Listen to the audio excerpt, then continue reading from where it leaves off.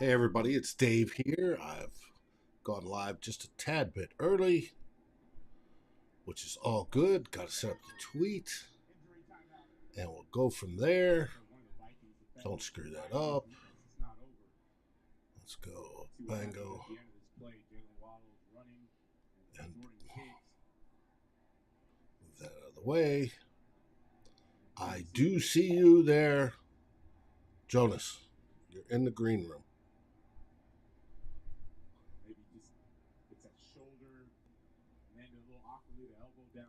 I do see you. Yes, James. Go, baby. Go, baby. Go, baby. I'm switching screens right quick so I can bring in Jonas, the man from CTP Germany. There he is. How you doing, buddy? Oh, that was way too stressful again. But we're used to that. Yeah. There we go. Still working on the tweet. Let's see. Bada boom, bada bing. Where'd it go? Because that's the wrong one. Close that. There we go.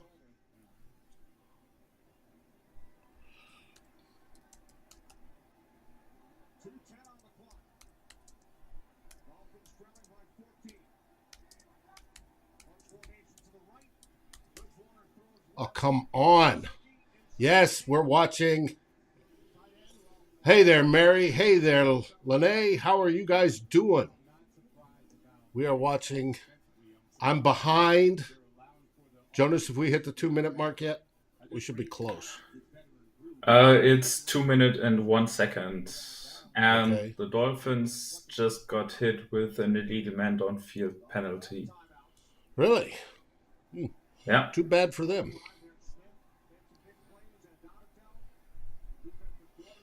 G-Mac. Good to see you, brother. Jonas getting some love from Mary.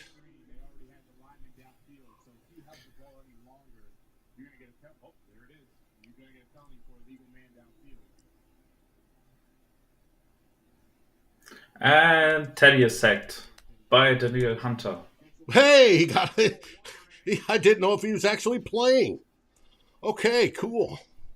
Oh, yeah, actually, he would have had a sack on that intentional grounding. Uh-huh. He was right there, and if Teddy doesn't throw this into the ground, he would have had his sack already. But I mean, the defensive line has been in the QB's face all game long. Like every time the Dolphins got anything going, it was just some quick thing over the middle, and the coverage not being able to tighten it up. It was just like every time it took a little bit longer for the Dolphins to get anything open. It was basically always a sack. Uh-huh.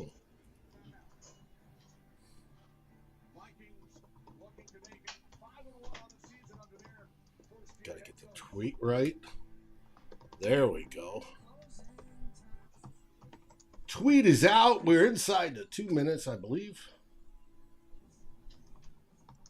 Oh, people have already joined us. Mary, G-Mac, Lene.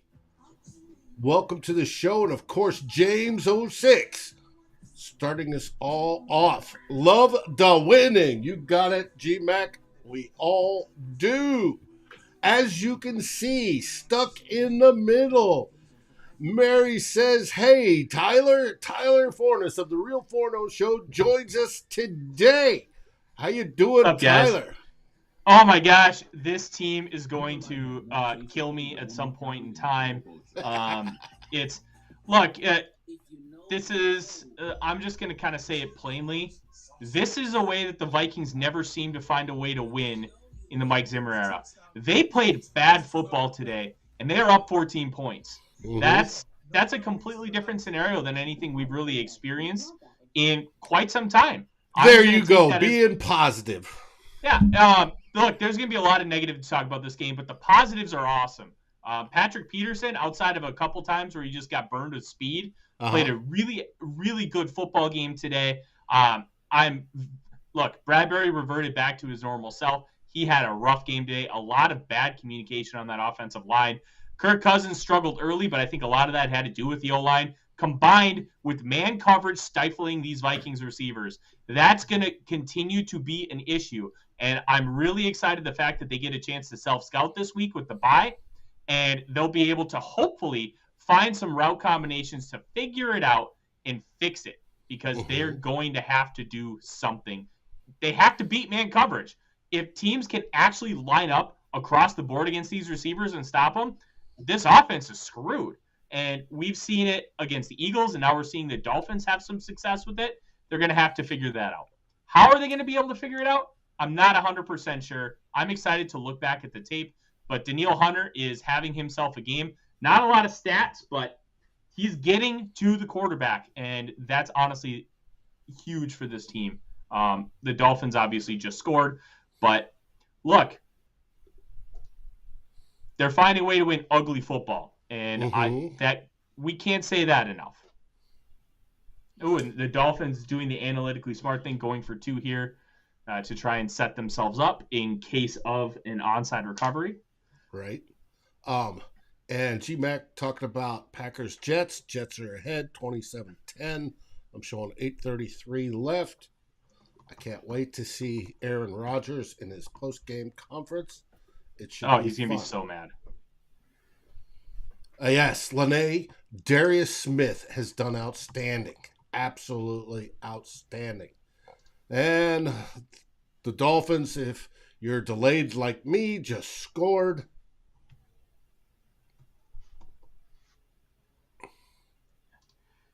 Would you believe it if I told you Teddy Bridgewater is 324 passing yards in this game? How many? 324. I'm showing 329. But yes. And they missed on the 2-point conversion. It is yes. 329. That's Thanks, Jonas. Jonas is obviously watching closer to live but Tyler should be. He's in the local area.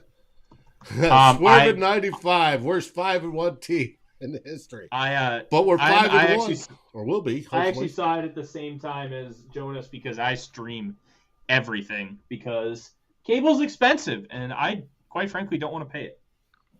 Get an antenna, one of those digital antennas. That's they what don't I really use for live local. They don't work that well in my house based on where my TVs are positioned, so it just kind of is what it is. So I just deal with like a 20-second delay. And there we go.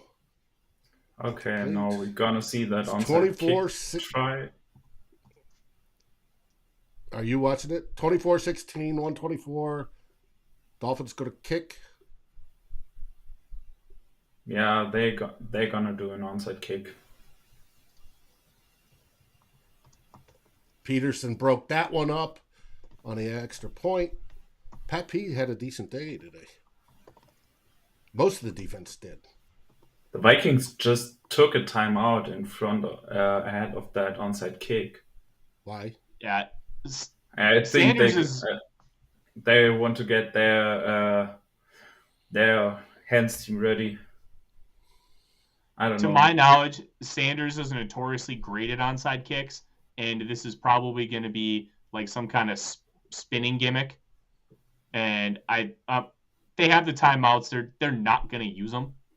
So just get yourself 100% situated. I don't hate it. Mm-hmm. Yes, Lene, I have NFL Sunday ticket as well. Wouldn't watch that many Vikings games if we didn't have it.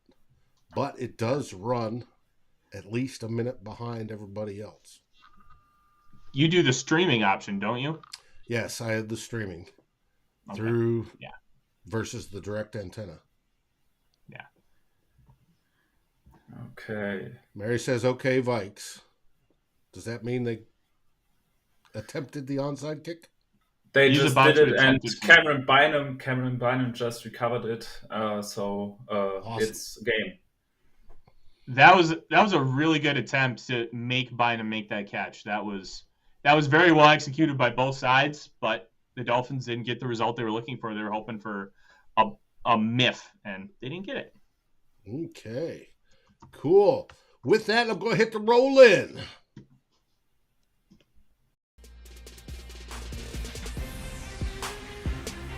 We're inside 2 minutes.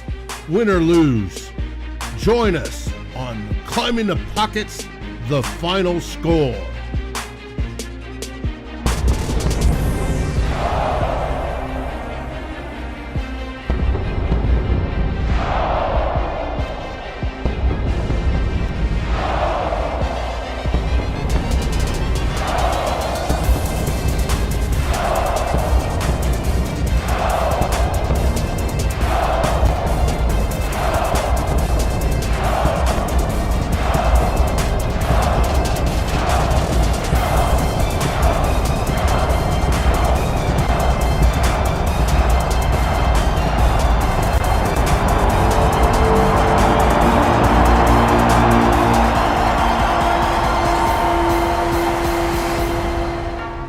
And we're back. The Vikings have the ball. They've lined up in the victory formation.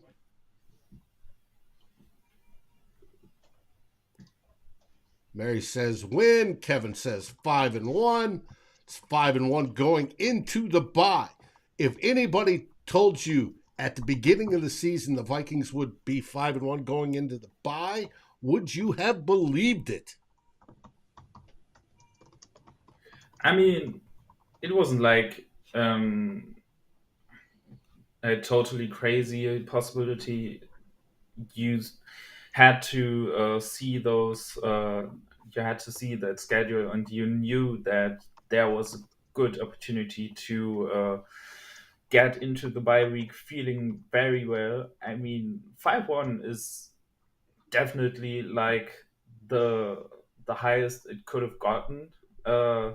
Like there was it was hard to believe that they would go unbeaten through this, but yeah, it was like the best thing that could have happened, but it was definitely a possibility. And of course, the Packers are looking a little bit weaker than we thought. I think that's And they've officially the more lost 27-10.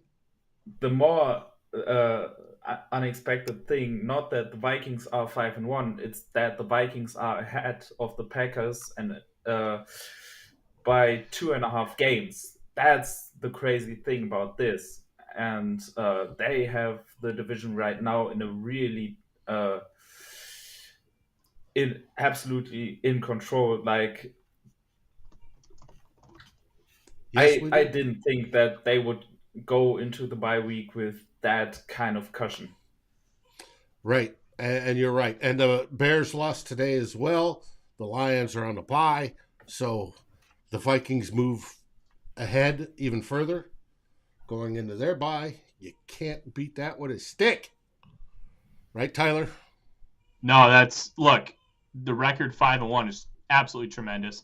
You cannot say it's a bad thing. It's a great thing. And the fact that they're figuring out ways to win when they're really not playing great football is tremendous. And these games are going to help long term when you get into these really tough battles, and you have to figure out a way to win games late. The Vikings have already figured that out. They figure out how to win games. Now you just need to self-scout and improve what isn't going well and try to fix it long term. And all of a sudden, this is how you can turn a team that's a fringe playoff team into a true Super Bowl contender. Will that happen this year? That's yet to be seen. We genuinely don't know how the rest of the season is going to turn out. But the trajectory of the Kevin O'Connell era is through the roof right now because of how he's utilizing essentially the same assets that he had last year. You have a couple improvements. You have, instead of Everson Griffin, you have Zadarius Smith. You have an improved Christian Darrisaw.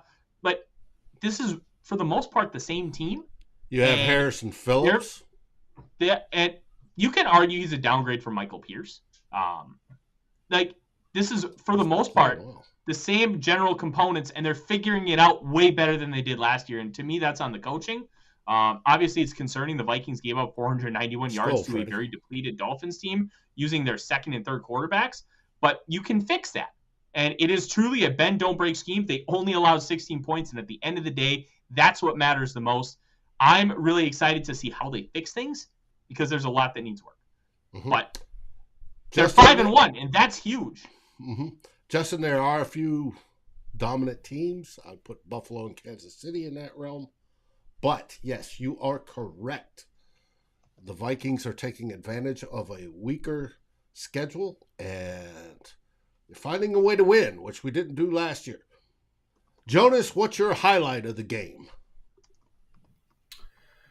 Well, that's actually quite tough because the game wasn't good. It wasn't a good game, but if I want to point something out, it's got to be that pass rush. I mean, it had to be expected because of how depleted this offensive line of the Dolphins was, but at least they did what was expected from them. Zadarius Smith had a really good game. Daniel Hunter showed up at times. We saw some inside pressure. We saw Patrick Jones making an impact on those rotation, and like that's what was expected from them. But at least they did what was expected from them, and that's more than you can say from a lot of other players today. Mm-hmm. I agree. Tyler, did you have any highlights of the game? Look, I would give my game ball to anybody. It's going to go to Patrick Jones. He stepped up in a big way with DJ Wadham out, and Wadham had been getting like 40 to 50 snaps a game. He was being used a lot, especially on third downs with like 3 outside linebacker edge rusher looks. And Jones came in and had 2 sacks. He was consistently in the right place. I thought he played absolutely tremendous. The defensive line ended up getting 6 sacks on the day. Daniil Hunter, I saw his hand in the dirt a little bit more than we had previously. And I think overall that helped him a little bit because he was consistently in the backfield. He was making things happen. And this pass rush really stepped up. And to me, even though the defense gave up that 491 yards, they were consistently getting to the quarterback. It was the coverage on the back end that was lacking.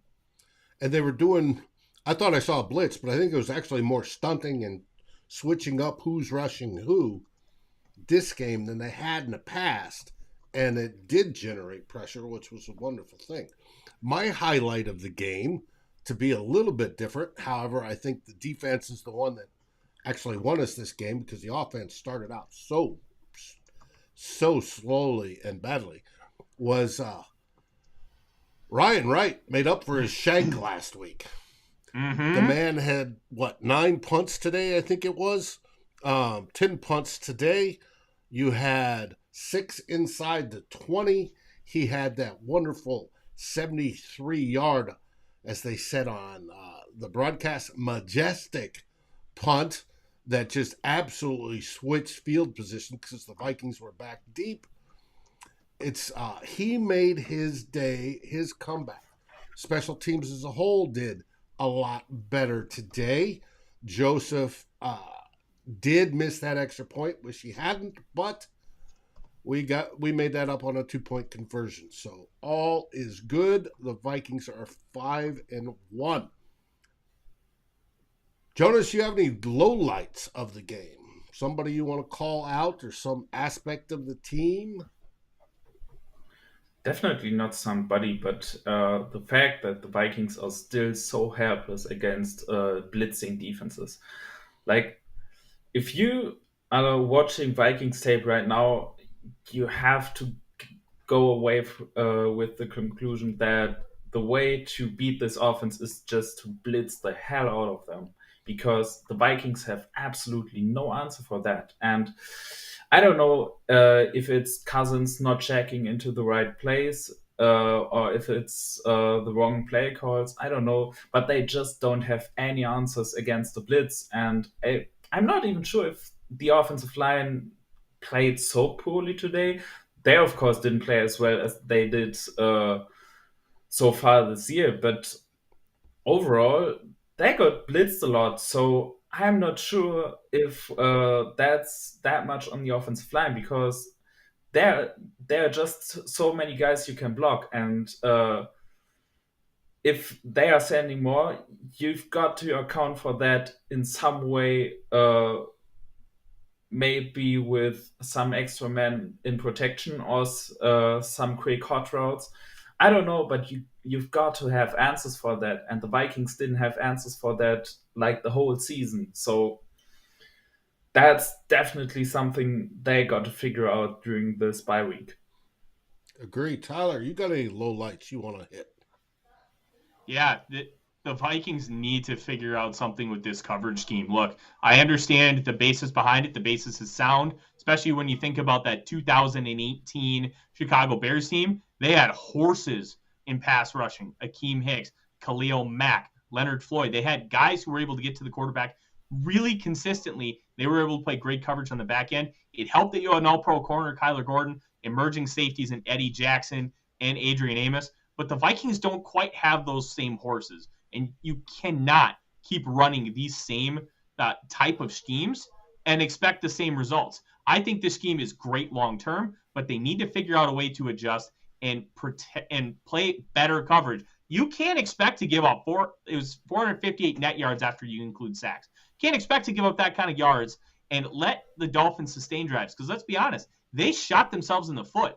That drive where they got into the red zone, 5 penalties for 40 yards, and then the Vikings also had a sack to get them out of field goal range. You have to figure out how to play better coverage and challenge these guys, and not just let Tyreek Hill run 15 yards and drop in a zone, and then all of a sudden Teddy can just hit him like it's candy. All right, they have to figure that out, and they have to be willing to adapt. And I don't think, from my perspective, Ed Donatel has done nearly enough to adapt.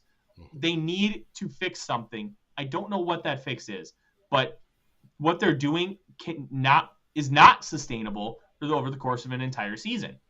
They got the win today. They had players make big plays. Harrison Smith, Patrick Peterson, Cameron Bynum. They forced turnovers. They got pressure and sacks.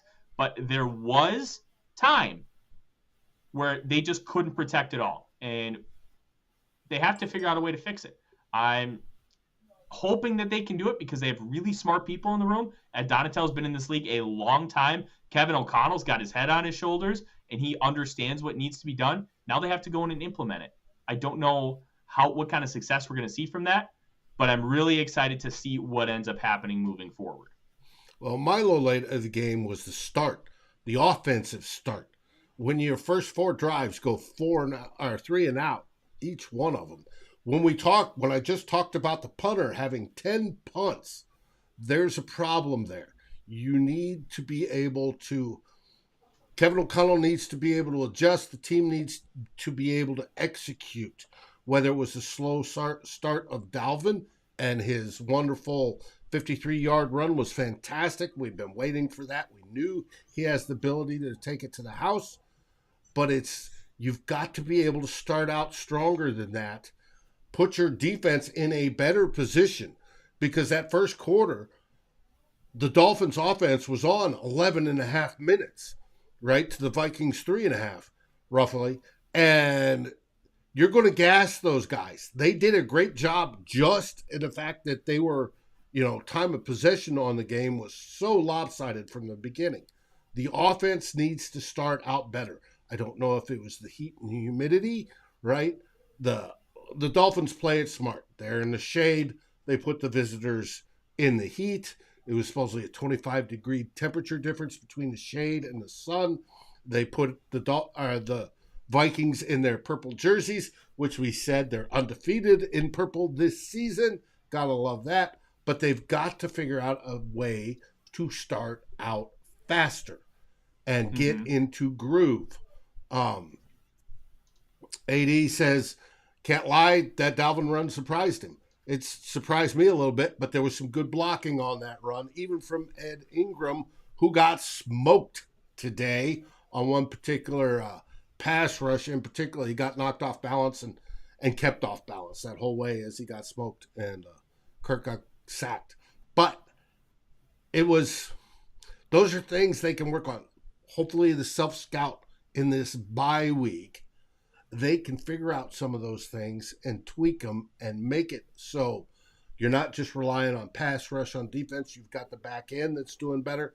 on offense that you're coming out and you're establishing a rhythm and getting moving early rather than the 3 and outs. Because at the beginning of the game, it looked like a long day for Vikings fans.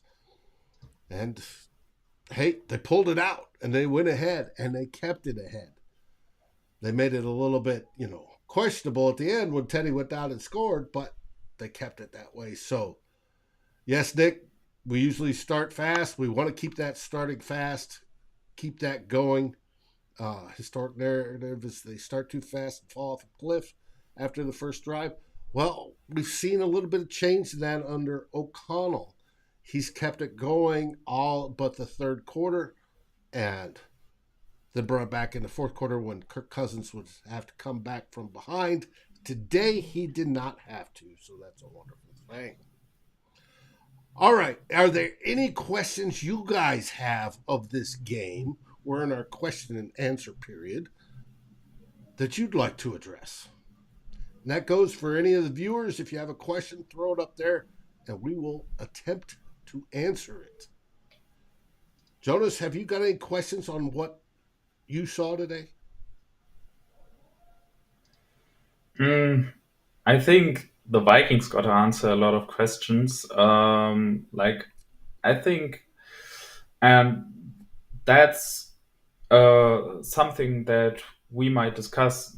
Are they placing too much responsibility on the linebackers in coverage? Because I think that's one of the biggest Achilles heels the Vikings have right now. They are getting beat over the middle a lot, and I think you just can't expect Kendricks to play coverage like he used to play like 2 or 3 years ago. I think that you see that, and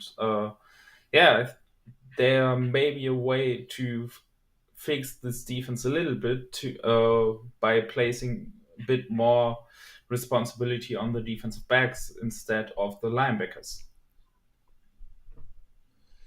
Mary, if you don't know Mary is a wonderful woman, wonderful lady. She's been with us forever. She's been a Vikings fan since they started.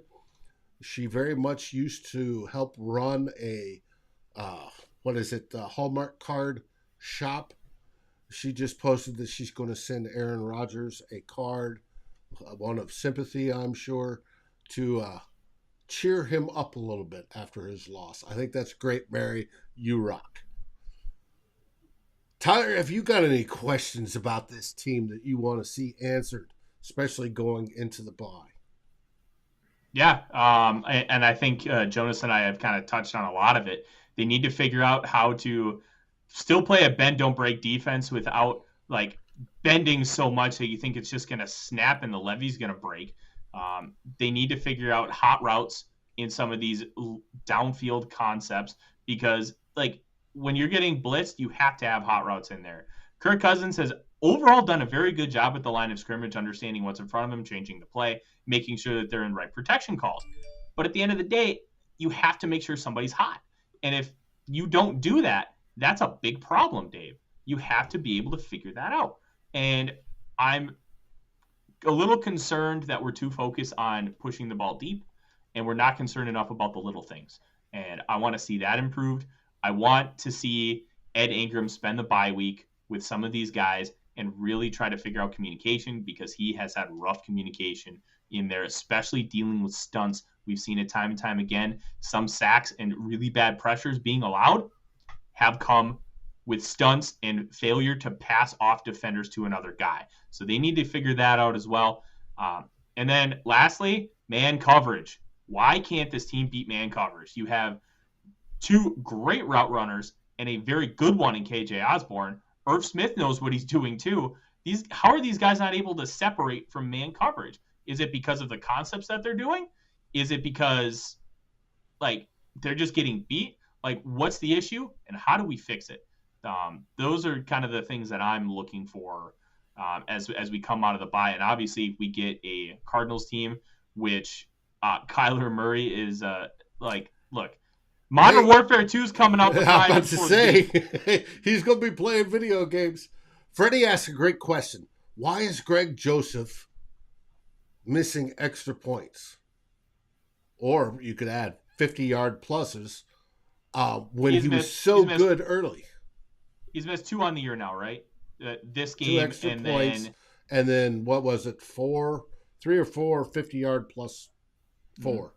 He's 1 for 5. the 50-yarders, whatever. The extra points, like, look, not everybody can be Justin Tucker. Does it suck? Absolutely, But I think he's made, I think it's 12 out of 14.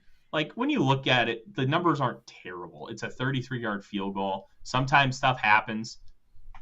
Like, if he misses 2 more in the next 4 games, then I'm gonna start to have some concern. But 2 out of 6 stinks, but I don't think it's deadly. He had, I think, 5 misses last year. You got to live with it. Mm-hmm. Getty G-Man, you worried about protecting Kirk Cousins? We all are. We've asked for a better offensive line, and believe it or not, this year is better than it has been in the last 8 years. It takes time for them to gel. You've got a rookie on the right side who's learning, who does well, especially in the run game. He's learning in the pass game. You have center who has gotten a lot better, even though he got beat today, and Garrett Bradbury. You had Darisaw look great today. Ezra looked great today. And I think O'Neal got beat once. But you are slowly getting better. And I think Cooper, their coach, is helping them with that. And the whole O'Connell scheme is helping them with that. I expect a lot more focus on it during the bye, that they'll be looking at that. It should be good. As the further they go, the better it gets. And we've already noticed that Kirk Cousins generally has more time to throw the ball and is clear. Even today, one of the sacks he took, he had time. He stepped up, and that's when he got sacked. So it's how do you get the guys open, like Tyler said, against those coverages? You've got great route runners. Get them open. Get them early. Look for – there was one particular deal where they needed 12 yards. He threw 2 yards. He was looking at the low. He had a low, medium, high route set up. He's got to get better at that. But that is part of what we see, going into the bye, the stuff that they can work on and stuff that they can tweak. Now, that moves us to the next section of the show, what we have going forward. We have the bye this week. Jonas, do you have any plans for the bye? Are you still coaching and playing over there in Germany this time of year? There's one game left for one of our youth teams who hopefully close out the season as a perfect season. They've already won their league. They have not conceded a point on defense, so that's awesome. Good season so far, and I hope they close it off like that. Otherwise, I will use the bye to watch a lot of football and being relaxed by doing it, while doing it, which is completely different to any weekend the Vikings play, and it's a nice change of pace for a week. Then I'm going to be happy to see the Vikings again, and yeah. Well, cool. Let us know how they do once the season ends, and we'll talk about that. What have you got going on this week, Tyler? Well, there's going to be a lot of stuff coming from me on the Vikings Wire, and as most of you know, I am the managing editor for the Vikings Wire, and I'm going to be talking a lot about this game. I'm going to be talking a lot about big picture stuff for what we've seen so far this season, how things are going to project out, and then we're going to spend a lot of next week talking about the Arizona Cardinals. We're going to reflect back to last year's game and try to see, hey, what was going on with last year? How can we take from that and then project it forward? Obviously, the Vikings are a different schematic team than they were last year, but the Cardinals are not. They do the same kind of stuff, very air raidy, very blitz heavy on defense. So we're going to be able to see that. And then I'm just going to go in on like every aspect I can think of to try and understand what this Vikings team is, because despite the 5-1 record, we really don't know how good this football team is, and that's both a good and a bad thing. They're figuring out ways to win, but this team is a real mystery right now. But the nice part is they do have a 2-game lead in the NFC North with the Packers lost today, and as Sparky said, they have room. They're 5-1, and they still have room for improvement. That's awesome. Mm-hmm. And that's the big thing: room for improvement. They're going to be able to figure things out, and I really believe that.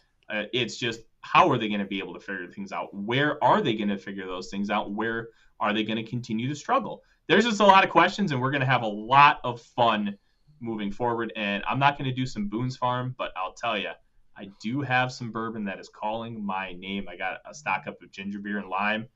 I'm ready to go. Well, and that's a good choice. I'm drinking my Irish whiskey, McConnell's, after our head coach. And I haven't drank Boone's Farm in forever, and thankfully so. What's your beverage of choice, Jonas? Actually, I'm one of the few Vikings fans who indulge this team without drinking. I don't drink alcohol at all, so good for you. There's nothing wrong with that. It's a great thing. Mm-hmm. But it does, it is hard on the heart, and maybe we use alcohol to cope, but hey, if you go without it, absolutely fantastic. I can tell you what we've got coming up this week. Tomorrow night, we have Tyler Fortis and the Real Fordo Show. We'll be talking about a lot about these Vikings. Tuesday, we have scheduled Vikings hot takes. Hopefully, Eric and Flip have hot takes for us going into the week, and they don't take the week off. I do expect, however, over the bye week, some of the shows will take a week off. We'll find out. I will keep you updated on the air. The Real Forno Show will not be taking a week off. I will tell you that much right now. Wednesday, we have Vikings Happy Hour.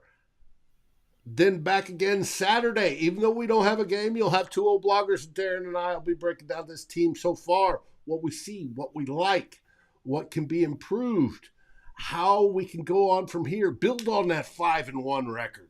Let's go further into this, right? We can easily see, judging by the schedule, a lot more wins.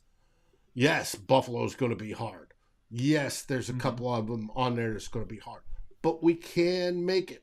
And as long as they keep winning and improving on the way as they're doing it, this could set up for one of those magical seasons, even though the start of today's game, you would have thought, no way. Looking at those that are in the comments, we have Alejandro drinking tequila. Buddy, you're a man from my own heart. I love tequila as well as my whiskey. With that, we're going to say goodbye for today. Let you get over to some of our friends like One Bar in Lubbock or Score North or Vikings Report and get in part of their post-game shows. And until then, of course, what do we say, guys? Skol Vikings. Come on, Jonas. Skol. Skol Vikings.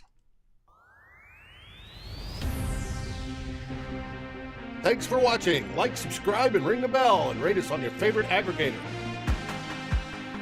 And a special shout out goes to our partners, the Daily Norseman, where the best Vikings content can be found, and to Lake Monster Brewing, home of the best beer in Minnesota.